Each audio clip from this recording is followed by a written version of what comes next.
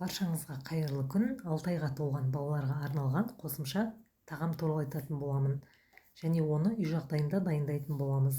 Бала 6 айға толғаннан кейін міндетті түрде қосымша тағамды бастауымыз керек. Себебі ана сүті қажетті энергия мен нәрлі заттарды өтей алмайды.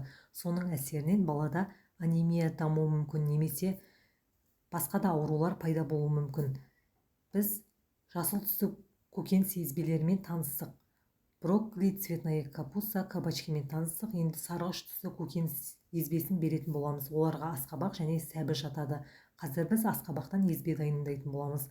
Асқабақты жақсылап жуып, оны қабығынан ажыратып, ішіндегі дәндерін алып тастаймыз. Себебі ол баланың ас қорыту жүйесіне кері әсерін тигізеді.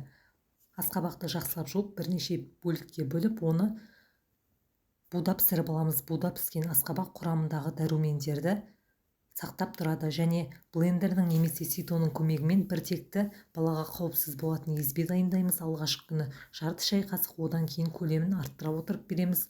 Езбе бергеннен кейін балаға су және сүт ұсынамыз. Асқабақтың құрамында А дәрумені, бета-каротин және көптеген макро-микро элементтер көп мөлшерде кездеседі. Ол баланың дені сау болып өсуіне үлкен үлес қосады. Балаңыздың дені сау болып өсуі үшін үй жағдайында дайындап беруге кеңес беремін. Келесі кездескенше сау болыңыздар.